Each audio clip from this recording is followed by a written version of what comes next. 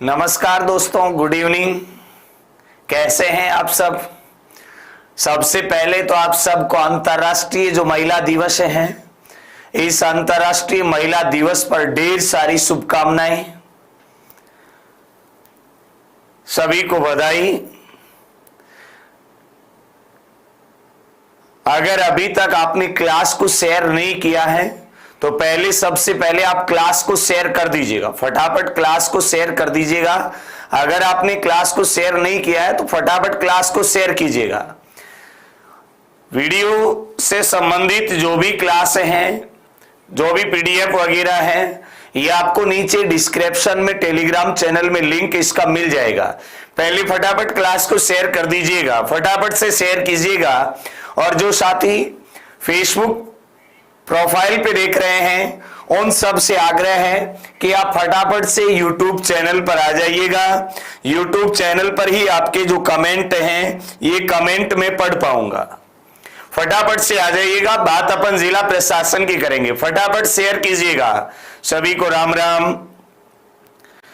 जितेंद्र शर्मा, प्रतापगढ़ उत्तर प्रदेश में से आपको सादर प्रणाम। जी जितेंद्र कुमार जी।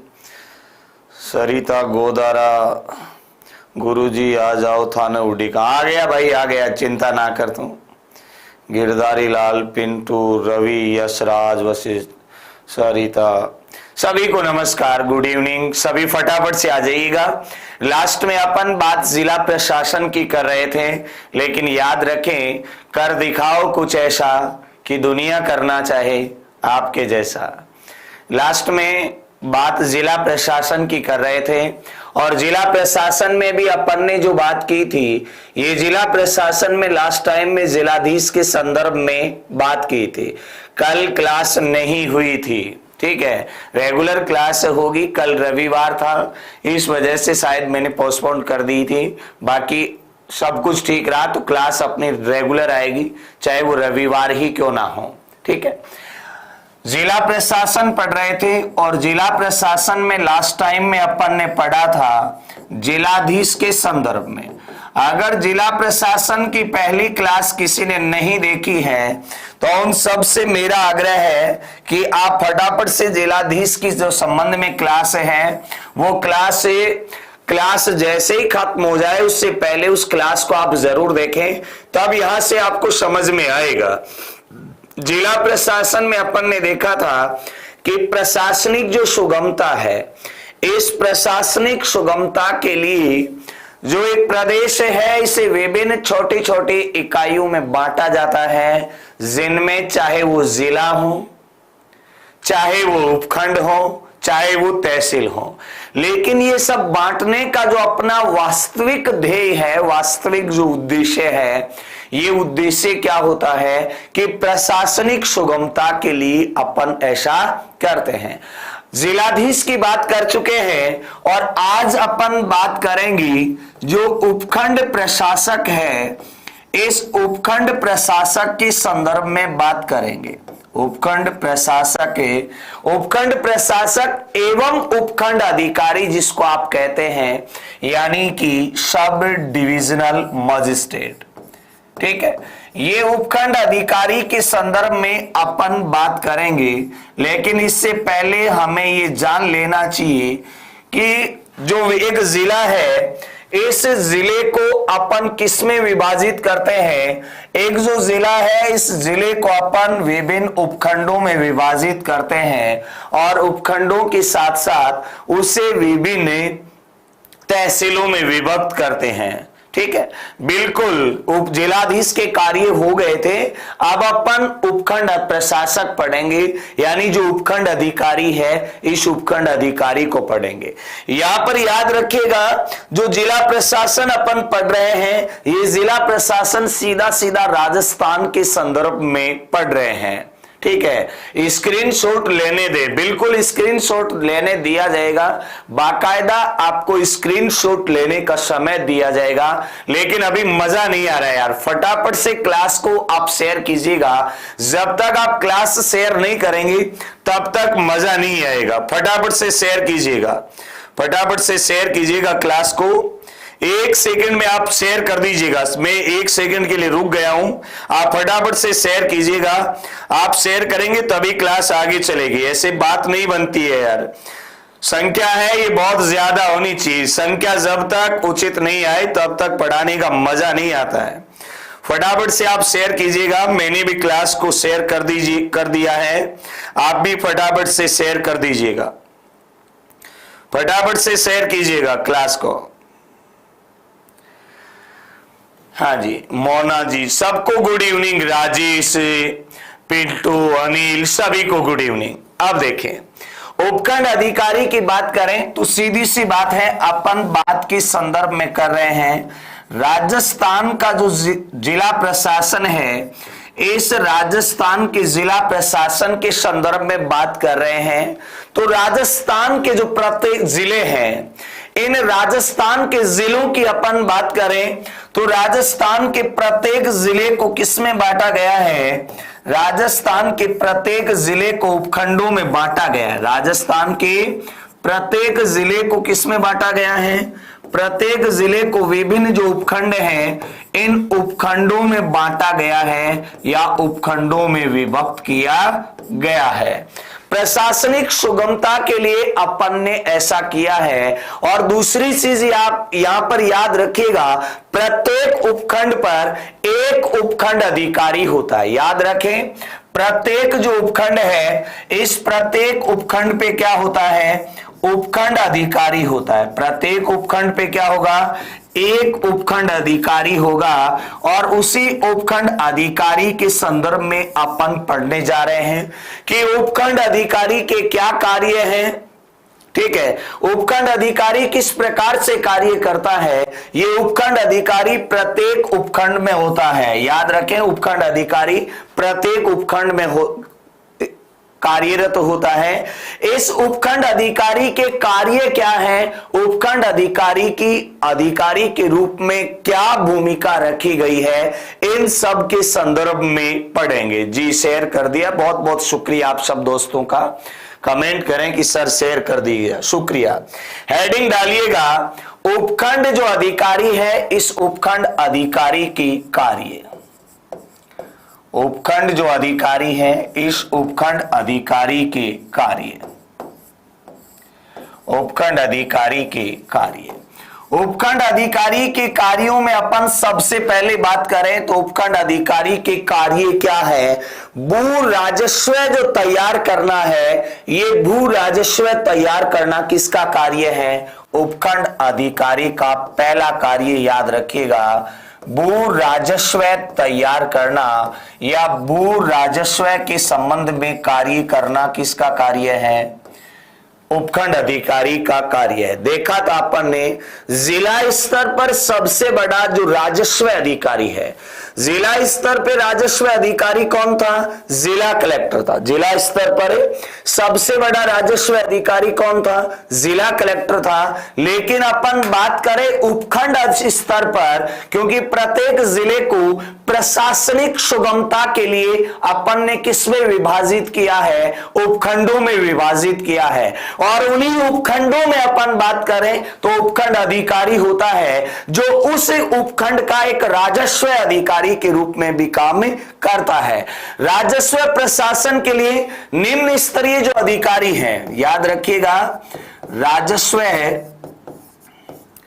प्रशासन के लिए या राजस्व प्रशासन के संदर्भ में जो निम्न अधिकारी हैं, राजस्व प्रशासन के निम्न अधिकारी हैं, उन निम्न अधिकारियों को निर्देशित करता है। निम्न अधिकारी बोले तो यहां उससे जो छोटे पद पर हैं उन पे नियंत्रण रखने का काम करता है। और निम्न अधिकारियों में अपन बात करें, पटवारी है या भू अभिलेख अधिकारी है। कौन है? भू अभिलेख अधिकारी या भू अभिलेख निरीक्षक। निम्न अधिकारी जैसे अपन बात करें पटवारी, पटवारी के अलावा एक और आता है भू अभिलेख निरीक्षक। भू अभिलेख निरीक्षक इन पे नियंत्रण स्थापित करता है। कौन? इन पे नियंत्रण रखने का कार्य किसका है? एसडीएम जो उपखंड अधिकारी है उस उपखंड अधिकारी का ही कार्य है। उपखंड के कृषि जो उत्पादन है, इन कृषि उत्पादों का आंकलन करना, याद रखें उपखंड के उपखंड अधिकारी जो हैं, इन उपखंड के कृषि उत्पादों, उपखंड के जो कृषि उत्पाद हैं, इन कृषि उत्पादों का आंकलन करना। उपखंड के कृषि जो उत्पाद हैं, इन कृषि उत्पादों का आंकलन करना, कृषि उत्पादों का आंकलन करना किसका कार्य है? भू राजस्व अधिकारी जो है उपखंड स्तर पे, उसका ये कार्य है कि उपखंड में जितने कृषि उत्पाद होने जा रहे हैं, कौन सी फसल कितने प्रतिशत उपज बढ़ने वाली है, किस फसल की पैदावार में गिरावट आई है, उन सब के संदर्भ में उनका आंकलन करना किसका कार्य है? उन सब का आंकलन करना है, ये इसे उपखंड अधिकारी का ही कार्य है। इसके अलावा अपन बात करें उपखंड अधिकारी के कार्यों में, तो सरकारी भूमि जो है, इस सरकारी भूमि पर अतिक्रमण रोकना किसका कार्य है? सरकारी भूमि पर अतिक्रमण रोकना भी एसडीएम का कार्य है। उपखंड क्षेत्र में जो सरकारी भूमि है, इस सरकारी भूमि पर अतिक्रमण रोकना, सरकारी भूमि पर अतिक्रमण रोकना किसका कार्य है? एसडीएम का ही कार्य माना गया है, यानी जो उपखंड अधिकारी है, इस उपखंड अधिकारी का ही कार्य है। टोटल नगर पालिकाएं 100 कितनी है? टोटल नगर पालिकाएं, चिंता ना करें, व्यवहारिक रूप से गठन 152 नगर पालिकाओं का ही हुआ है, लेकिन वैसे 154 नगर पालिकाओं के प्रावधान हो गए हैं राजस्थान में। 10 क्वेश्चन बिल्कुल। रीट पॉलिटिकल साइंस के कितने क्वेश्चन आते हैं रीट लेवल 2 में? रीट लेवल 2 में अनुमानित प्रश्नों की बात करें तो 10 से लगभग प्रश्नों की संख्या होती है, एक आध कम हो सकता है, या 10 से उनकी संख्या एक आध ज्यादा भी हो सकती है। ठीक है। वीडियो अधिकारी कौन होता है? वीडियो अधिकारी, वीडीओ विलेज डेवलपमेंट ऑफिसर, यानी ग्राम विकास अधिकारी।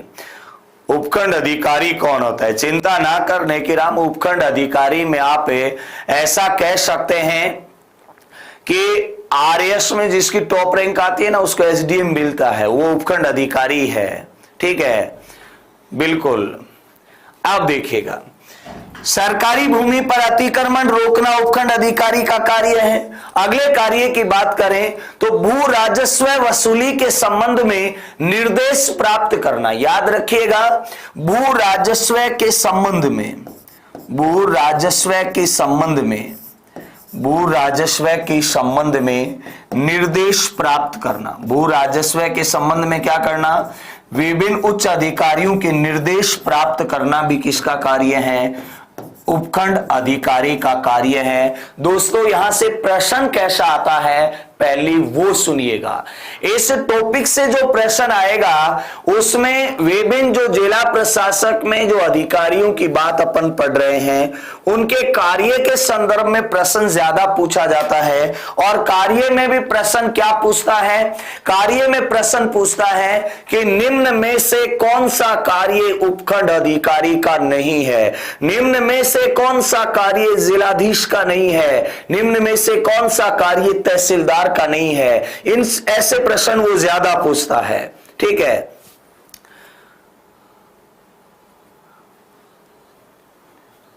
सर, नोखा में अतिक्रमण एसडीएम ने हटाया। भाई साहब, वही होता है, आप चिंता ना करें। ठीक है, वही उपखंड अधिकारी है। ठीक है, तो उपखंड अधिकारी के कार्यों की अपन ने बात की। पहला कार्य क्या है कि राजस्व तैयार करना। दूसरा कार्य है कि राजस्व जो के निम्न अधिकारी हैं उन पर नियंत्रण स्थापित करना किसका कार्य है? उपखंड अधिकारी का कार्य है। जैसे पटवारी है, भू अभिलेख निरीक्षक है। अरे अभी भी नहीं समझ रहे तो भू अभिलेख निरीक्षक, यानी थाली भाषा में इसको गिरदावर जी। ठीक है। उपखंड के जो कृषि उत्पाद हैं इनका आंकलन करता है, सरकारी भूमि पर अतिक्रमण रोकने का काम करता है और भू राजस्व संबंध में उच्च अधिकारियों के निर्देश प्राप्त करना किसका कार्य है? उपखंड अधिकारी का कार्य है। तो ये उपखंड अधिकारी के कार्य हैं। फटाफट से आप स्क्रीनशॉट ले लीजिएगा। उपखंड अधिकारी के संदर्भ में ज्यादा कुछ याद रखने की आवश्यकता नहीं है, सिर्फ उपखंड अधिकारी के कार्य याद रखने हैं। प्रत्येक जिले को विभिन्न उपखंडों में विभाजित किया जाता है प्रशासनिक सुगमता के लिए, और यहां सबसे बड़ा अधिकारी कौन होता है? उपखंड अधिकारी होता है। उपखंड अधिकारी है ये एक प्रकार से राज्य की जो प्रशासनिक सेवा है, इस राज्य की प्रशासनिक सेवा का अधिकारी होता है उपखंड अधिकारी। और इस उपखंड अधिकारी के कार्य क्या है वो कार्य मैंने बता दिए। फटाफट से आप इनका स्क्रीनशॉट लीजिएगा। चिंता नहीं, चिंतन करिएगा, हल निकलेगा, बिल्कुल निकलेगा यशराज। आज नहीं तो कल निकलेगा, लेकिन हल जरूर निकलेगा। चिंतन करने पर ही यह संभव है। अगर आप चिंता करेंगे तो आप स्वयं का नाश कर लेंगे। लेकिन जॉन स्टुअर्ट मिल कहता है, दार्शनिक हुए हैं John Stuart Mill. John Stuart Mill कहता है कि व्यक्ति को कल्पनाशील होना चाहिए, यानी उसे एक प्रकार से चिंतन ही करते रहना चाहिए और ऐसे सपने देखना चाहिए जिनका साकार होना संभव नहीं लगता, फिर भी मनुष्य को वो सपने देखने चाहिए। दार्शनिक हुए जॉन स्टुअर्ट मिल, वो कहते हैं। तो आप भी देखिएगा। बिल्कुल साइड हुआ, आपने स्क्रीनशॉट ले लिया है, नहीं ले पाए तो वीडियो को बैक करके ले लीजिएगा, कोई बात नहीं है। अब अपन बात करें तहसीलदार की। किसकी? तहसीलदार के संदर्भ में अपन बात करें तो देखिएगा ये तहसीलदार क्या है और तहसीलदार की कार्य क्या है। इससे पहले थोड़ा सा अपन एसडीएम के संदर्भ में और जान लें, क्योंकि सिर्फ एसडीएम के जो कार्य है उन कार्यों की ही बात की है। एसडीएम अपने क्षेत्र में, याद रखिएगा, जो एसडीएम है सब डिविजनल मजिस्ट्रेट है, ये अपने क्षेत्र में, अपने क्षेत्र का मतलब क्या है? अपने क्षेत्र का मतलब ये नहीं कि जहां का वो निवासी है, ठीक है। रेलवे के लिए भी क्लास, बिल्कुल रेलवे के लिए भी क्लास आएगी। आप थोड़ा सा धैर्य बनाए रखें, धीरे धीरे व्यवस्थाएं स्थापित होंगी। एक साथ ये संभव नहीं हो पा रहा है, धीरे धीरे संसाधन जुटाए जा रहे हैं आप सबकी प्रेरणा से, ठीक है। अपने क्षेत्र का मतलब है जिस उपखंड में वह कार्यरत है या पद स्थापित है। या अपने क्षेत्र का मतलब ये मत लेना अपने गांव में, अपने क्षेत्र का मतलब है जिस उपखंड में वह पद स्थापित है, उस उपखंड में शांति व्यवस्था स्थापित करना, उस उपखंड में शांति व्यवस्था कायम करना किसका कार्य है? शांति व्यवस्था कायम करना उपखंड अधिकारी का कार्य है। और इसी शांति व्यवस्था स्थापित करने के संबंध में वह कार्य करता है। साथ में उस उपखंड क्षेत्र में जो भी पुलिस थाने या पुलिस की चौकियां हैं, याद रखिएगा, इस उपखंड क्षेत्र में जो पुलिस थाने हैं, इन पुलिस थानों के साथ साथ पुलिस जो चौकियां हैं, पुलिस थाने व पुलिस चौकियां, पुलिस थाने व पुलिस चौकियों का निरीक्षण करता है। पुलिस चौकियों का क्या करेगा? निरीक्षण करेगा कौन? एसडीएम अधिकारी। याद रखिएगा जो फौजदारी प्रशासन है, इस फौजदारी प्रशासन का संचालन करना तथा उस उपखंड में सेक्शन 144 यानी धारा 144, याद रखिएगा ये प्रश्न कई दफा पूछा जाता है कि धारा 144 लागू करने का अधिकार किसके पास में है। याद रखिएगा सेक्शन 144 144 लागू करने का जो अधिकार है, धारा 144 लागू करने का अधिकार किसके पास में है जी? लागू करने का अधिकार एसडीएम के पास में है। सबसे इंपॉर्टेंट लाइन है ये, याद रखें, एसडीएम अपने क्षेत्र में शांति व्यवस्था स्थापित करने के लिए कार्य करता है। अपने क्षेत्र में शांति व्यवस्था स्थापित करने के लिए कार्य करता है, इसीलिए वह उस उपखंड क्षेत्र के तमाम पुलिस थानों और पुलिस चौकियों का निरीक्षण करता है। साथ में उस क्षेत्र में, जिस क्षेत्र में वह पद स्थापित है, वहां पर धारा 144 लागू करने का अधिकार। याद रखिएगा, बार बार कह रहा हूं, धारा 144 लागू करने का अधिकार किसके पास में है? तो दोस्तों याद रखिएगा, धारा 144 लागू करने का अधिकार उपखंड अधिकारी के पास में है। ठीक है, इतना याद है कि एक भी प्रश्न बाहर से नहीं आ सकता, ऐसा तो नहीं है, लेकिन आप सबका सहयोग रहा तो निश्चित रूप से एक दिन वो दिन भी आएगा कि एक भी क्वेश्चन बाहर से नहीं आएगा। ठीक है, आप सबका सहयोग बना रहा तो ऐसा संभव है, और एक दिन अपन ऐसा कर दिखाएंगे कि दुनिया में ऐसा कोई कार्य नहीं है या ऐसी कोई मंजिल नहीं है जिसे अपन सोचें और वो ना मिले। ठीक है, न्यायिक कार्य भी वो राजस्व संबंधी मामलों में कर सकता है, बाकी नहीं। राजस्व संबंधी जो मामले हैं या भू राजस्व संबंधी जो मामले हैं उनमें ही न्यायिक कार्य करता है ये उपखंड अधिकारी। इसके बाद आगे आप हेडिंग डाल दीजिएगा तहसीलदार। आगे आप हेडिंग डालें तहसीलदार। देखिए, तहसीलदार के संदर्भ में अपन बात करें, तहसीलदार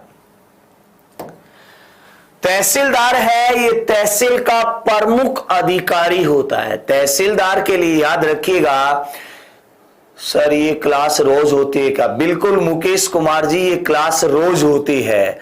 एब्सोल्युटली राइट जी, शुक्रिया आप सबका। तहसीलदार की अपन बात करें तो देखिएगा, तहसीलदार है ये किस स्तर पे है? तहसील स्तर पे है। मैंने अभी कुछ देर पहले कहा था कि प्रत्येक राज्य प्रशासनिक सुगमता की दृष्टि से जिलों में बटा हुआ है। जिले में सबसे बड़ा अधिकारी कौन है? जिलाधीश है। उसी जिले को अपन ने प्रशासनिक सुगमता के लिए उपखंडों में विभाजित किया। उपखंडों में सबसे बड़ा अधिकारी उपखंड अधिकारी है। फिर अपन ने और प्रशासनिक सुगमता मजबूत करने के लिए या यूं कहें प्रशासनिक सुदृढ़ता के लिए अपन ने तहसील बनाए। तहसीलों में जो सर्वोच्च अधिकारी है वो कौन है? तहसीलदार है। तहसीलदार की जो नियुक्ति है, ये तहसीलदार की नियुक्ति कौन करता है? तो याद रखिएगा, इस तहसीलदार की जो नियुक्ति है ये राजस्व मंडल द्वारा की जाती। याद रखें, तहसीलदार की नियुक्ति किसके द्वारा की जाएगी? राजस्व मंडल के द्वारा की जाएगी। तो तहसीलदार की नियुक्ति कौन करता है? दोस्तों याद रखें, तहसीलदार की नियुक्ति है ये राजस्व मंडल द्वारा की जाती है। साथ में राजस्थान में तहसीलदार जो सेवा है, इस पर नियंत्रण राजस्व मंडल को कब सौंपा गया था? यह प्रश्न आपके पटवार और ग्राम सेवक के लिए बहुत इंपॉर्टेंट है दोस्तों, याद रखिएगा। राजस्थान में तहसीलदार जो सेवा है, इस तहसीलदार सेवा को 1956 में राजस्व मंडल को सौंपा गया था। याद रखिएगा, कब सौंपा गया था? 1956 में राजस्व मंडल को तहसीलदार सेवा सौंप दी गई थी। तहसीलदार सेवा राजस्व मंडल को कब सौंपी गई थी? तो आपको याद होना चाहिए 1956 में सौंपी गई थी। कब? 1956 में जो तहसीलदार सेवा है ये राजस्व मंडल को सौंपी गई थी। और अब इस तहसीलदार की नियुक्ति तहसील में कौन करता है? राजस्व मंडल ही करता है। 1956 में राजस्थान सरकार ने इसे राजस्व मंडल को ही सौंप दिया था।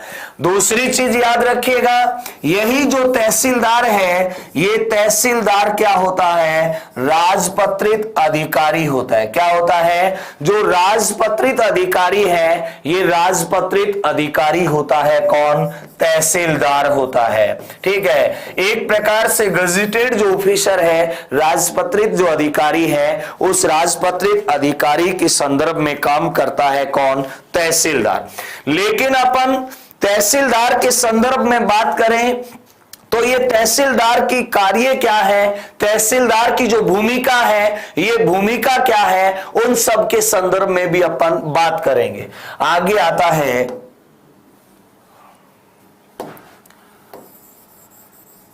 आगे रहता है तहसीलदार की भूमिका। तहसीलदार की भूमिका, तहसीलदार की भूमिका या यूं कहें तहसीलदार के कार्य। तहसीलदार की भूमिका या तहसीलदार के कार्यों को अपन 3 अलग अलग भागों में बांट करके पढ़ेंगे। 3 अलग अलग भाग कौन कौन से हैं देखिएगा। इनका कार्यकाल शब्द नहीं पढ़ा जाता है, इनकी सेवानिवृत्ति पढ़ी जाती है। क्या पढ़ा जाता है? सेवानिवृत्ति पढ़ी जाती है, जो कि राज्य सरकार, क्योंकि ये राज्य सेवा के आदमी है, तो इनका जो सेवानिवृत्ति से संबंधित प्रावधान है ये राज्य सरकार तय करती है। इनकी सेवा शर्तों का निर्धारण जिसको आप कहते हैं, वो सेवा शर्तों का निर्धारण कौन सी सरकार करेगी? राज्य सरकार करेगी। ठीक है, तो कार्यकाल शब्द नहीं कहेंगे कैलाश, बल्कि क्या कहेंगी? सेवा शर्तें कहेंगी। और उन सेवा शर्तों का निर्धारण कौन सी सरकार करेगी? राज्य सरकार करेगी। ठीक है, राजस्व मंडल क्या है? राजस्व मंडल है, ये राजस्व मंडल एक प्रकार से राजस्व संबंधी नियंत्रण स्थापित करने के लिए बोर्ड बना हुआ है। जैसे कि आरपीएससी बना हुआ है, ठीक वैसे ही राजस्व संबंधी मामलों के लिए क्या बना हुआ है? राजस्व मंडल बना हुआ है। आरपीएससी एक संवैधानिक संस्था है, लेकिन राजस्व मंडल है ये प्रशासनिक एक नियंत्रण के लिए एक विभाग बनाया गया है। ठीक है, राजस्व मंडल अलग चीज है। ठीक है, वो एक संवैधानिक संस्था है आरपीएससी, लेकिन ठीक ऐसे ही बनाया गया है। जैसे शिक्षा विभाग है वैसे ही राजस्व विभाग भी है, और उस राजस्व विभाग में एक प्रकार से जो प्रशासनिक इकाई कार्यरत है वो राजस्व मंडल की है। ठीक है, अब यहां पर देखें तहसीलदार की भूमिका या कार्यों की अपन बात करें तो तहसीलदार के जो कार्य हैं, इन तहसीलदार के कार्यों को आप 3 अलग अलग भागों में बांट सकते हैं। तहसीलदार 3 अलग अलग कार्य करता है। ये 3 अलग अलग कार्य कौन से करता है? पहला जो तहसीलदार कार्य करता है ये भू राजस्व संबंधी कार्य करता है। कौन सा? भू राजस्व संबंधी कार्य करता है। पहला कार्य तो कौन सा करता है? भू राजस्व संबंधी कार्य करता है। भू राजस्व संबंधी कार्य करना किसका कार्य है? तहसीलदार का कार्य है। भू राजस्व संबंधी कार्य भी करता है। भू राजस्व संबंधी कार्यों के अलावा तहसीलदार है ये न्यायिक कार्य करता है। कौन से कार्य? तहसीलदार है ये न्यायिक कार्य भी करता है, और न्यायिक कार्यों के साथ साथ तहसीलदार और कौन से कार्य करता है? यह विधिक प्रशासनिक कार्य करता है। कौन से? जो विधिक प्रशासनिक कार्य हैं ये विधिक प्रशासनिक कार्य करता है। विधिक प्रशासनिक कार्य।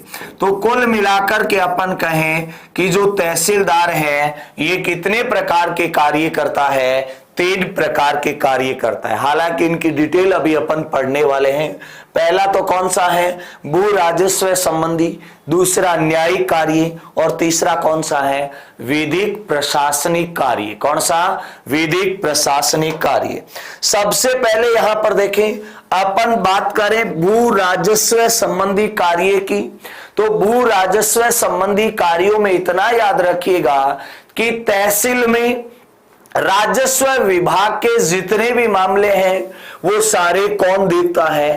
तहसीलदार देखता है। और प्रत्येक तहसील में जो तहसीलदार सेवा का पदाधिकारी, जिसे आप तहसीलदार कहते हैं, राजस्व मंडल के अधीन वो आता है, वह भू राजस्व संबंधी कार्य करता है। इसके अलावा न्यायिक कार्यों में अपन बात करें तो ये न्यायिक कार्य इंपॉर्टेंट है तहसीलदार के, और न्यायिक कार्यों में याद रखिएगा तहसील प्रशासन में तहसीलदार है ये द्वितीय श्रेणी का कार्यपालक या दंडनायक के रूप में काम करता है। कौन सी श्रेणी के? द्वितीय श्रेणी के कार्यपालक। द्वितीय श्रेणी के कार्यपालक दंड नायक के रूप में काम करता है, यानी न्यायिक अधिकारी में ये कौन सी श्रेणी का अधिकारी है? द्वितीय श्रेणी का अधिकारी है। कौन सी श्रेणी का? द्वितीय श्रेणी का अधिकारी है कौन?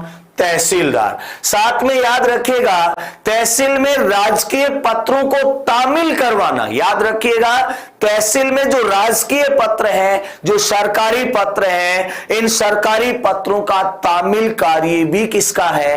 तहसीलदार का ही है। याद रखिएगा, तहसील में सरकारी पत्रों, तहसील में सरकारी पत्रों या जिसे आप राजपत्र कह सकते हैं, इन राजपत्रों को तामील करना, राजपत्रों का तामील करना, राजपत्रों का तामील करना किसका कार्य है? ये तहसीलदार का कार्य है। तहसील में द्वितीय कार्यपालक दंडनायक के रूप में काम करता है, ठीक है। इसके अलावा तहसीलदार राजपत्रों का क्या करता है? तामील करता है। कोई बात नहीं, लेट हो गया, आपकी क्लास भी नहीं छोड़ता, आप कि हर क्लास देखता हूं जी। शुक्रिया आप सब दोस्तों का, बहुत बहुत शुक्रिया बहरा राम आपका। अब देखें, न्यायिक कार्यों में अपन ने ये लाइन जरूर याद कर लेना, कोई याद हो या नहीं हो, कि तहसील में जो राजकीय पत्र आते हैं, उन राजकीय पत्रों को तामील करवाना किसका कार्य है? संधारित करवाना या उन्हें व्यवस्थित करना या उन पत्रों का प्रत्युत्तर देना, ये सारा कार्य करने के लिए कौन जिम्मेदार है? तहसीलदार जिम्मेदार है, ठीक है। ये तहसील में द्वितीय श्रेणी के कार्यपालक दंडनायक के रूप में होता है। कार्यपालक दंडनायक के रूप में कैसे काम करता है? कभी आप तहसीलदार के चैम्बर में जाना, वहां पर आप देखेंगे कि जिस प्रकार से जो न्यायिक कार्य करने वाला जो मजिस्ट्रेट होता है, जिसको आप जिला जज कहते हैं, जो अधीनस्थ न्यायालय वगैरह में आप कभी गए हो, तो उसमें एक चीज देखना, कटघरे बने हुए हैं, ठीक है, वहां पर एक प्रकार से खड़ा किया जाता है। ठीक वैसे ही तहसीलदार के चैम्बर में जब आप जाएंगे तो आपको ऐसी ही व्यवस्था देखने को मिलेगी, क्योंकि तहसीलदार राजस्व संबंधी मामलों में क्या करता है? न्यायिक कार्य भी करता है। क्या करता है? न्यायिक कार्य भी करता है। दूसरा, द्वितीय श्रेणी के कार्यपालक की भूमिका में न्यायिक कार्य करता है। और ये यहां से प्रश्न पूछा जा रहा है, तामील क्या होता है? तामील को मतलब आप ऐसे कह सकते हैं कि उन्हें श्रेणीवार स्थापित करना, प्रत्युत्तर देना या उन पत्रों की प्राप्ति दर्ज करना क्या है? तामील करना है, ठीक है।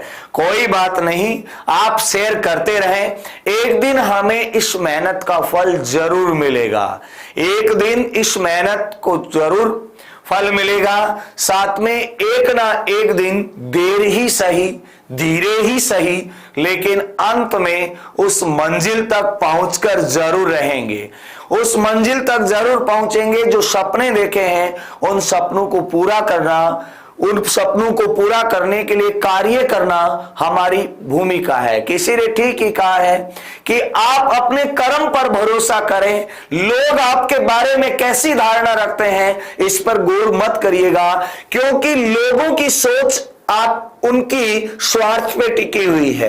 जब आपसे उनको स्वार्थ है या आप उनसे हंस के बातें कर रहे हैं, आप उनकी हाँ में हाँ रखते हैं, निश्चित रूप से वे आपके प्रति पॉजिटिव रहेंगे। लेकिन जब आप लोगों को प्रश्न चिन्ह लगाना शुरू कर दिया, लोगों की हाँ में हाँ मिलाना नहीं रखा, गलत को गलत कहने लग गए, तो ऐसी स्थिति में लोग आपको गलत कहेंगे, लेकिन याद रखिएगा इससे कोई फर्क नहीं पड़ता। अगर आप अपनी जगह सही है तो दुनिया की कोई ताकत आपको नहीं हिला सकती। हो सकता है कि कुछ दिनों के लिए आपको एक तनाव में भेज सकती है, लेकिन आपको हरा नहीं सकती। अगर आपके पास मित्र मंडली में सकारात्मक सोच के दोस्त हैं तो मेरे दोस्त याद रखिएगा, दुनिया की कोई ताकत आपको हरा नहीं सकती। लेकिन अगर मित्र मंडली में नेगेटिव विचारधारा के दोस्त हैं, जो निजी स्वार्थ के लिए आपसे जुड़े हुए हैं, निश्चित रूप से वो लोग एक ना एक दिन आपको हराएंगे, हराने का प्रयास करेंगे, लेकिन आपको हारना नहीं है। और इसका सीधा सही की तरीका है कि मित्र मंडली में सकारात्मक विचारधारा के दोस्त ही रखें। आपके तमाम उन रिश्तेदार, आपके तमाम उन परिवार के लोग, तमाम उन दोस्तों को ब्लॉक कर दीजिएगा जिनके दिमाग में नकारात्मक विचारधारा भरी हुई है, या वो जैसे आप उस समय है उसी समय को देख करके आपके प्रति धारणा बना लेते हैं। वो कभी आपका हो ही नहीं सकता। जो आपका होता है वो हमेशा आपके साथ खड़ा होता है। जब आप किसी भयंकर मुसीबत में हो और लोग आपको छोड़कर चले जाएं, वो किस दिन के आपके मित्र हो सकते हैं, किस दिन के आपके रिश्तेदार हो सकते हैं। आप अपनी मर्जी के मालिक बनिएगा, किसी के गुलाम नहीं। जब तक आप किसी के गुलाम रहेंगे, दुनिया में आपको कोई जीता नहीं सकता। जीतने के लिए आपको मर्जी का मालिक बनना पड़ेगा, किसी का गुलाम नहीं बनना पड़ेगा। अगर आप लोगों की इच्छा अनुसार काम करोगे तो काहे के इंसान हो, आप इंसान नहीं है। लोगों की इच्छा अनुसार तो सर्कस में शेर नाचता है, आपको नहीं नाचना है। आपको अपनी मर्जी का मालिक बनना है। आपको दिन में एक बार अपनी जो मंजिल है उसे जरूर याद करना है। मर्जी के मालिक बने। मर्जी के मालिक बनने के साथ साथ आप अपनी मित्र मंडली में सकारात्मक सोच के दोस्तों को रखिएगा। नकारात्मक जो है आपके प्रति जो नकारात्मक रखते हैं उन सबको ब्लॉक करिएगा, डिलीट करिएगा, जीवन से हटा दीजिएगा। कुछ नहीं होगा, दुनिया 2 दिन बातें करेगी आपके संदर्भ में, लेकिन नेगेटिव एनर्जी आपके ऊपर हावी नहीं होनी चाहिए। दुनिया में कोई ताकत आपको नहीं हरा सकती, कमजोर कर सकती है, तोड़ सकती है, लेकिन टूटना नहीं है। आपको हर बड़ी से बड़ी चुनौती से लड़ना है। जो होगा सो देखा जाएगा, लेकिन इरादे मजबूत होने चाहिए। आपको अपने ऊपर भरोसा होने चाहिए। किसी और पे भरोसा करके जिंदगी की शुरुआत करोगे तो निश्चित रूप से पराजय ही होगी, क्योंकि जब आप बुलंदियों पे होंगे उस समय आपका सबसे बड़ा विश्वासी जो है वही आपको नीचे गिराने का प्रयास करेगा, लेकिन आपको गिरना नहीं है। चाहे दुनिया से कितनी ही बड़ी चुनौती खड़ी हो सामने, उसे टकराना है, क्योंकि इतिहास उन्हीं का लिखा जाता है जिन्होंने चुनौतियों से टकराया है। चाहे वो अच्छी चुनौतियां हो, चाहे वो बुरी चुनौतियां हो, लेकिन किसी के गुलाम बन करके रहोगे तो आपका इतिहास नहीं लिखा जाएगा। लोग आपको समय समय पे यूज करते रहेंगे, आपको वो नहीं करना है। ठीक है, कुछ नहीं हुआ, एकदम सही है सब कुछ। अब याद रखिएगा, न्यायिक कार्य में द्वितीय श्रेणी के कार्यपालक या दंड राय के रूप में काम करता है। तहसीलदार जो राजपत्र हैं, इन राजपत्रों को तामील करवाने का काम कौन करता है? तहसीलदार करता है। साथ में याद रखिएगा, तहसीलदार जो है ये विधिक प्रशासनिक कार्य करता है। ये तहसीलदार विभिन्न प्रशासनिक कार्य करता है। ये विभिन्न विधिक प्रशासनिक कार्य क्या करता है? इसमें याद रखिएगा, तहसीलदार है ये जो सार्वजनिक वितरण प्रणाली है, इसमें सस्ते मूल्यों की जो दुकानें हैं इन पर नियंत्रण रखता है। इस विधिक प्रशासनिक कार्य के तहत याद रखिए, मैं इसको अलग से लिख देता हूं। तहसीलदार का जो तीसरा कार्य था, वो तीसरा कार्य क्या पढ़ा अपन ने? विधिक प्रशासनिक कार्य। क्या पढ़ा अपन ने? विधि के प्रशासनिक कार्य। विधि के प्रशासनिक कार्य। और विधिक प्रशासनिक कार्यों की बात करें तो विधिक प्रशासनिक कार्यों में याद रखिएगा, सार्वजनिक वितरण की जो अंतर्गत सस्ते मूल्य की दुकानें, मैंने यहां पर एक शब्द काम में लिया, सार्वजनिक वितरण की, सार्वजनिक वितरण की सस्ते मूल्य की दुकानें, सस्ते मूल्यों की दुकानों पर, सस्ते मूल्यों की दुकानों पर, सस्ते मूल्यों की दुकानों पर नियंत्रण रखना किसका कार्य है? तहसीलदार का कार्य है। और यह तहसीलदार का कौन सा कार्य है? यह तहसीलदार का कौन सा कार्य है? तो याद रखिएगा, यह तहसीलदार का विधिक प्रशासनिक कार्य है।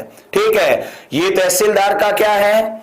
विधिक प्रशासनिक कार्य है। लेकिन यहां पर देखिएगा, सार्वजनिक वितरण के सस्ते, यहां पर जन्म मृत्यु का पंजीकरण करता है। बिल्कुल नेकीराम, आप चिंता ना करें, अभी आएगा ये। ठीक है, सार्वजनिक वितरण की जो दुकानें, सस्ते मूल्य की दुकानें हैं, आप उनके लिए कह सकते हैं कि जो सहकारिता के संदर्भ में कार्य करने वाली जो दुकानें हैं, सहकारिता उचित मूल्य की दुकान जिसको आप कहते हैं, उस पर नियंत्रण रखना किसका कार्य है? तहसीलदार का कार्य है। लेकिन तहसीलदार के कार्य में भी कौन सा कार्य है? ये तहसीलदार का विधिक प्रशासनिक कार्य है। कौन सा कार्य है? विधिक प्रशासनिक कार्य है। दूसरी बात यहां पर याद रखिएगा, ऐसी सार्वजनिक विधिक प्रशासनिक कार्य के तहत तहसीलदार है, ये जन्म के साथ साथ एक प्रकार से यूं कहें जन्म, और जिसने जन्म लिया है निश्चित रूप से उसकी क्या होगी? मृत्यु होगी। तो जन्म मृत्यु का पंजीकरण, जन्म मृत्यु का पंजीकरण, जन्म मृत्यु का पंजीकरण करना एवं जनगणना अधिकारी के जो कार्य है या जनगणना अधिकारी के रूप में काम करना, पंजीकरण करना एवं जनगणना अधिकारी के रूप में, एवं जनगणना अधिकारी के रूप में, जनगणना अधिकारी के रूप में कार्य करना किसका कार्य है? जनगणना अधिकारी के रूप में कार्य करना तहसीलदार का कार्य है। लेकिन ये तहसीलदार का कौन सा कार्य है? ये तहसीलदार का विधिक प्रशासनिक कार्य है। याद रखें, मैंने सीधा सीधा पहले तहसीलदार के जो कार्य हैं इन्हें 3 अलग अलग भागों में डिवाइड किया था। भू राजस्व संबंधी, न्यायिक और विधिक प्रशासनिक कार्य। यहां से अलग अलग भी पूछ सकता है कि निम्न में से कौन सा तहसीलदार का विधिक प्रशासनिक कार्य नहीं है। ठीक है, तहसीलदार अगर जनगणना करवाता है, सस्ते मूल्य की दुकानों पर नियंत्रण रखता है, यानी सहकारिता की दुकानों पर अपना नियंत्रण रखता है, जन्म मृत्यु का पंजीकरण करता है, राहत कार्यों में एक भुगतान अधिकारी के रूप में कार्य करता है, या फिर विकास कार्यों व योजनाओं का संचालन करता है, तो ये कार्य उसके विधिक प्रशासनिक कार्यों में शामिल होते हैं। ठीक है, तो याद रखिएगा, अगला कार्य जन्म मृत्यु का पंजीकरण एवं जनगणना अधिकारी के रूप में काम करना, राहत कार्यों में भुगतान अधिकारी के रूप में काम करना, राहत कार्यों में भुगतान अधिकारी के रूप में, भुगतान अधिकारी के रूप में कार्य करना कौन सा कार्य है? विधिक प्रशासनिक कार्य है।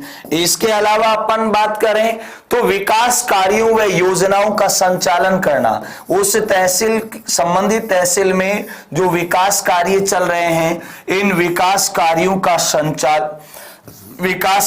का औचक निरीक्षण करना, उन पर एक तरह से यूं कहें मजबूत विकास कार्य हो, इसके लिए ये समय समय पर उनका नियंत्रण पर्यवेक्षण करता है।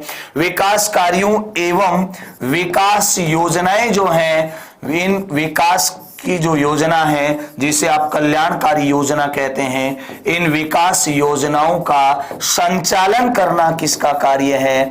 विकास योजनाओं का संचालन करना इस तहसीलदार का कार्य है। और तहसीलदार का कौन सा कार्य है? विधिक प्रशासनिक कार्य है। कौन सा है? विधिक प्रशासनिक कार्य है। लेकिन अब अपन बात करें जो नायब तहसीलदार है, इस नायब तहसीलदार के संदर्भ में काम करें तो देखिए नायब तहसीलदार क्या होता है? ये तहसीलदार से जस्ट नीचे जो राजस्व प्रशासन है, इसमें तहसील स्तर पर तहसीलदार के नीचे नायब तहसीलदार होता है। किसके नीचे? तहसीलदार के नीचे क्या होता है? नायब तहसीलदार। यानी अब अपन बात करने जा रहे हैं किसकी? नायब तहसीलदार की बात करने जा रहे हैं। याद रखिएगा, नायब जो तहसीलदार है, ये नायब तहसीलदार राजस्व प्रशासन में, कौन से प्रशासन में? जो राजस्व प्रशासन है, इस राजस्व प्रशासन में तहसील स्तर पर या तहसील के किसी ब्लॉक में, तहसील स्तर पर तहसीलदार से नीचे, तहसील स्तर पर तहसीलदार से नीचे, तहसीलदार से नीचे कौन होता है? नायब तहसीलदार होता है। ये नायब तहसीलदार है, ये एक प्रकार से कार्य किस प्रकार से करता है, और प्रत्येक जिले के जिला कार्यभार के आधार पर एक या एक से अधिक, एक प्रकार से यूं कहें कि जो सदर कानूनगो है, इन सदर कानूनगो के रूप में नियुक्ति की जाती। किस रूप में? एक प्रकार से यूं कहें नायब तहसीलदार है, इस नायब तहसीलदार की नियुक्ति सदर कानूनगो के रूप में की जाती है। किस रूप में? सदर कानूनगो के रूप में नायब तहसीलदार की नियुक्ति की जाती है। ठीक है, इस सदर कानूनगो का जो पद है, इस पर सामान्यतः आप देख सकते हैं कि एक ही तहसील में अलग अलग क्षेत्रों में, जरूरी नहीं है कि तहसील स्तर पर ही हो, उस तहसील में जो विभिन्न ऑफिस कानूनगो जिसको आप कहते हैं, इन ऑफिस कानूनगो के पद पर, किस पद पर? जो बात करना ऑफिस कानूनगो नहीं, सदर कानूनगो, इस सदर कानूनगो के पद पे किसको नियुक्त किया जाता है? नायब तहसीलदार को नियुक्त किया जाता है। और नायब तहसीलदार है, ये सीधा सीधा एक प्रकार से किसके अधीन काम, किसके नीचे काम कार्य करता है? ये तहसीलदार के नीचे ही कार्य करता है।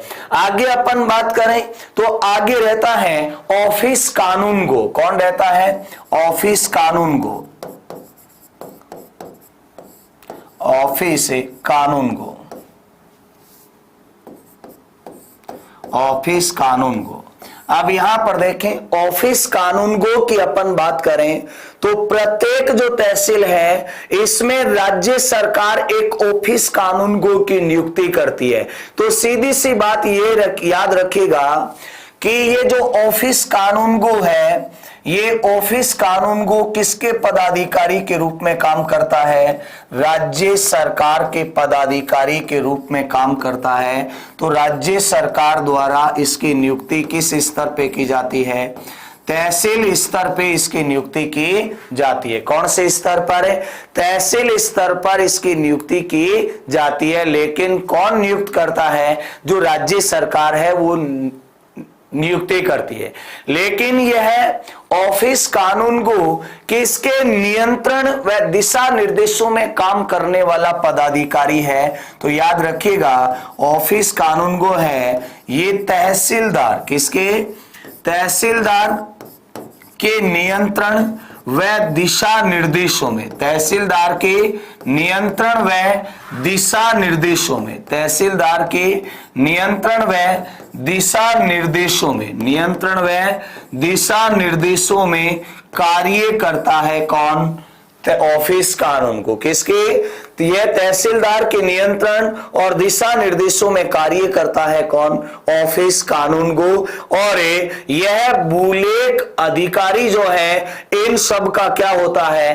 प्रभारी होता है। भू अभिलेखों का प्रभारी क्या होता है? जो भू अभिलेख है, इन भू अभिलेखों का प्रभारी, भू अभिलेखों का क्या होता है जी? प्रभारी होता है। कौन? ऑफिस कानूनगो। जितने भू अभिलेख हैं इन सब का क्या होता है? प्रभारी होता है ऑफिस कानूनगो। और याद रखिएगा कार्यभार अधिक होने पर, याद रखें जब ऑफिस कानूनगो का कार्यभार अधिक हो जाए तो ऐसी स्थिति में यह सहायक, जो सहायककर्ता के रूप में जो पटवारी वर्ग है इनमें से किसी एक को सहायक कानूनगो बना सकता है। तो याद रखें आपसे प्रश्न यहां से पूछेगा कि सहायक कानूनगो क्या होता है? तो सहायक कानूनगो उस स्थिति में होता है जब ऑफिस कानूनगो का कार्यभार अधिक हो जाए। ठीक है, ऑफिस कानूनगो का कार्यभार अधिक हो जाए तो जो पटवारी हैं इन पटवारियों में से किसको बना लिया जाएगा? ऑफिस सहायक कानूनगो बना लिया जाएगा। तो सहायक कानूनगो एक प्रकार का पटवारी ही होता है, लेकिन कब बनाया जाएगा? जब ऑफिस कानूनगो का कार्यभार क्या हो गया हो? ज्यादा हो गया हो। अब अपन बात करें पटवारी के संदर्भ में, अंतिम पड़ाव पे अपन पहुंचे हैं जिला प्रशासन में, और वो है पटवारी। याद रखिएगा पटवारी है, ये प्रत्येक जो अपना जिला है, जिले को तहसील में बांटा, उपखंडों में अपन ने बांटा, लेकिन साथ में विभिन्न ग्राम पंचायतों में भी विभाजित किया है। ग्राम पंचायतों के साथ साथ अपन ने पटवारी हल्का क्षेत्र बनाया है। जब भी आप किसी पटवारी के यहां से किसी भी प्रकार, जैसे मान लो आपको मूल एक प्रकार से यूं कहें मूल निवास प्रमाण पत्र बनाना है, जाति प्रमाण पत्र बनाना है, तो उस स्थिति में आप पटवारी की रिपोर्ट देखेंगे तो वो अपने शब्द के साथ लिखेगा पटवारी हल्का रिपोर्ट के मुताबिक। और पटवारी हल्का ये प्रशासनिक दृष्टि से बनाया गया है, लेकिन अमूमन इसका तात्पर्य अपन एक ग्राम पंचायत से लगा लेते हैं, लेकिन वो गलत है। पटवारी हल्का एक क्षेत्र होता है जो सामान्यतः अपनी ग्राम पंचायत के आसपास का ही क्षेत्र होता है, जिसमें अपनी ग्राम पंचायत बटी हुई होती है। ठीक है, तो याद रखिएगा पटवारी के लिए आपको याद क्या रखना है कि राजस्थान भू राजस्व अधिनियम, कौन सा? राजस्थान भू राजस्व अधिनियम 1956।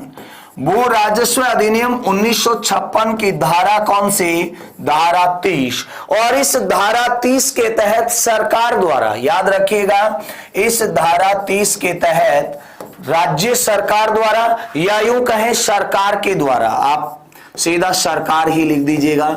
धारा 21 के तहत सरकार द्वारा जो प्रत्येक जिले हैं, सरकार द्वारा प्रत्येक जिले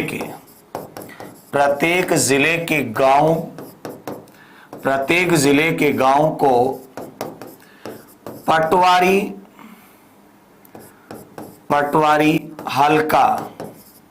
पटवारी जो हल्का क्षेत्र हैं, इन पटवारी हल्का क्षेत्रों में बांटा है। किसमें? पटवारी हल्का में बांटा है प्रत्येक गांवों को, जितने भी गांव हैं इन सब गांवों को पटवारी हल्का में बांटा है। अधिनियम कौन सा है? अधिनियम में याद रखिएगा राजस्थान भू राजस्व अधिनियम 1956 सेक्शन 30 के तहत प्रत्येक जो गांव है इस गांव को पटवारी हल्का के अधीन किया गया है। और याद रखिएगा इस प्रत्येक हल्का में सामान्यतः एक पटवारी होता है। प्रत्येक पटवारी हल्का में सामान्यतः एक पटवारी होता है। और यहां पर देखिएगा एक पटवारी हल्के में, याद रखिएगा एक पटवारी हल्के में लगभग कितने खसरा होते हैं? लगभग कितने खसरा नंबर होते हैं? यहां पर देखिएगा लगभग 3000 खसरा नंबर होते हैं। लगभग कितने? लगभग 3000 खसरा होते हैं, यानी छोटे छोटे भागों में वो भूमि बटी होती है, जिसमें लगभग 7500 एकड़ भूमि होती है। लगभग कितनी होती है? 7500 एकड़ भूमि होती है। कौन से में? एक पटवारी हल्का में। तो याद रखिएगा एक पटवारी हल्का में खसरा तो लगभग कितने होते हैं? खसरा तो लगभग 3000 होते हैं, लेकिन एकड़ भूमि की अपन बात करें तो लगभग कितने एकड़ भूमि होती है? 7500 एकड़ भूमि होती है एक पटवारी हल्के में। दूसरी बात यहां पर याद रखिएगा पटवारी के जो प्रत्येक जो पटवारी हल्का है इसमें राजस्व मंडल राजस्थान द्वारा एक पटवारी की नियुक्ति की जाती है। याद रखें प्रत्येक जो पटवारी है इस प्रत्येक पटवारी हल्के में राज्य सरकार द्वारा एक पटवारी की नियुक्ति की जाती है सामान्यतः। दूसरी चीज पटवारी की नियुक्ति का जो प्रशिक्षण संस्थान है, प्रशिक्षण स्कूलों में प्रशिक्षण प्राप्त करे एक चयनित प्रक्रिया के तहत इनको सेलेक्ट किया जाता है। और पटवारी जिले के राजस्व प्रशासन में सबसे कनिष्ठ कर्मचारी है। याद रखिएगा पटवारी जिले के राजस्व कर्मचारियों में पटवारी है। ये पटवारी जिले में जो राजस्व विभाग है इस राजस्व विभाग का सबसे कनिष्ठ कर्मचारी कौन है? सबसे कनिष्ठ कर्मचारी में नाम पटवारी का ही आता है। जी सबसे नीचे राजस्व विभाग का अधिकारी कौन होता है? पटवारी ही होता है। 2-3 गांवों का दायरा हो जाता है लगभग। बिल्कुल आप सही कह रहे हैं पटवारी हल्के में। अब देखिएगा आगे अपन बात करें तो पटवारी के जो कार्य हैं, ये पटवारी के कार्य कौन कौन से हैं, इन पटवारी के कार्यों पर भी अपन चर्चा करें। तो पहला कार्य आता है कि तहसील में अपनी उपस्थिति दर्ज करवाता है। कहां पर? तहसील में अपनी जो उपस्थिति है, ये उपस्थिति दर्ज करवाता है कौन? पटवारी। पटवारी तहसीलदार द्वारा निर्देशित जो तिथि है, इस तहसीलदार द्वारा निर्देशित तिथि को तहसील में अपनी उपस्थिति दर्ज करवाता है। पटवारी है, ये तहसील में तहसीलदार द्वारा निर्देशित जो भी तिथि है, उस तिथि के दिन अपनी उपस्थिति दर्ज करवाता है। इसके अलावा दूसरा कार्य क्या है कि भू राजस्व अधिनियम 1956, राजस्थान भू राजस्व अधिनियम 1956 के तहत जो ग्राम पंचायत है, इस ग्राम पंचायत में जो ग्राम विकास अधिकारी है, जिसे आप अपनी भाषा में ग्राम सेवक कहते हैं, आजकल उसका नाम वीडियो हो गया, विलेज डेवलपमेंट ऑफिसर, उस पर नियंत्रण रखना किसका कार्य है? वीडियो पर नियंत्रण रखना पटवारी का कार्य है। वीडियो पर नियंत्रण रखना भी किसका कार्य है? पटवारी का कार्य है। उसकी मृत्यु तथा उसके कर्तव्य है। इन कर्तव्यों के संदर्भ में अगर ग्राम सेवक अनुपस्थित है तो इसकी सूचना भी संबंधित अधिकारियों तक देना किसका कार्य है? पटवारी का ही कार्य है। इसके अलावा अपन बात करें तो जिस पटवारी मंडल के लिए वह नियुक्त हुआ है, उसमें आम मार्ग व रास्तों पर अतिक्रमण रोकना। आम जो रास्ते हैं यानी जो सार्वजनिक रास्ते हैं, इन आम रास्तों व सार्वजनिक स्थलों, आम रास्तों व सार्वजनिक जो स्थल हैं, इन सार्वजनिक स्थलों पर या सार्वजनिक भूमि भी आप कह सकते हैं, इस पर अतिक्रमण रोकना किसका कार्य है? अतिक्रमण रोकना पटवारी का कार्य है। किसका कार्य है? पटवारी का कार्य है। जहां पर पटवारी की नियुक्ति की जा रही है, वहां के कृषि हालातों की जानकारी प्राप्त करना, ठीक है, और कृषि हालातों की जानकारी प्राप्त करके संबंधित जिले का जो जिलाधीश जहां पर भी उन्हें निर्देशित कर रहा है, उन निर्देशों तक वह उस रिपोर्ट को पहुंचाता है। सर जी रीट के लिए ही है ना क्लास? बिल्कुल, रीट के लिए बहुत ज्यादा उपयोगी है, क्योंकि रीट में जिला प्रशासन जोड़ा गया है। ठीक है, तो याद रखिएगा, जो एक प्रकार से यूं कहें कि कृषि के जो हालात हैं, इन कृषि के हालातों की रिपोर्ट तैयार करना। अब आप कहेंगे कृषि के हालातों की रिपोर्ट तैयार करने में आप तहसीलदार के बारे में भी बता रहे थे। बिल्कुल, ये कृषि के हालातों की रिपोर्ट तैयार करके संबंधित जो अधिकारी हैं, इन संबंधित अधिकारियों को प्रेषित करता है, यानी भेजने का काम कौन करता है? पटवारी करता है। अपने क्षेत्र में जो ग्राम पंचायत की बैठक है, याद रखिएगा ये सबसे इंपॉर्टेंट लाइन है कि पटवारी ग्राम पंचायत, अपने क्षेत्र की जो ग्राम पंचायत है, ग्राम पंचायत में याद रखिएगा पटवारी हल्का में जो ग्राम पंचायत है, पटवारी हल्का में जो ग्राम पंचायत है, इस ग्राम पंचायत की बैठकों में भाग लेता है या नहीं लेता है? बैठकों में एक माह में एक बार पटवारी का उपस्थित होना जरूरी है। ग्राम पंचायत की बैठक एक महीने में 2 बार होती है, उनमें से एक बार पटवारी का आना जरूरी होता है, अपनी उपस्थिति दर्ज करवाता है। एक साल में जो पटवारी है, ये अपने हलके की जो रिपोर्ट है, ये 3 बार 3 अलग अलग तिथियों को पटवारी दौरा करता है, निरीक्षण करता है। अपने क्षेत्र की जो कृषि भूमि हालात हैं, इन कृषि हालातों को जानने के लिए प्रत्येक गांव का 3 बार 3 अलग अलग तिथियों को दौरा करता है। कृषि हालातों को जानने के लिए वर्ष में 3 बार क्षेत्र का दौरा करता है। वर्ष में 3 बार क्या करता है? क्षेत्र का दौरा करता है। और 3 बार क्षेत्र का दौरा कब करता है वो जान लीजिएगा। सबसे पहले पटवारी है, ये फरवरी माह में जब रबी की फसल होती है, अंतिम पड़ाव पर होती है, इस रबी की फसल के निरीक्षण के लिए दौरा करता है। और 1 फरवरी से 5 मार्च, कब? 1 फरवरी से 5 मार्च तक वह दौरा करता है। कब तक? 1 फरवरी से 5 मार्च तक वह अपने क्षेत्र के रबी की फसल के संबंध में रिपोर्ट तैयार करने के लिए दौरा करता है। ठीक है। इसके अलावा दूसरा वह कब दौरा करता है? वह मई माह में जब जायद की फसल है, उस जायद की फसल का दौरा प्रारंभ करता है 1 मई से 15 मई के मध्य। कब से?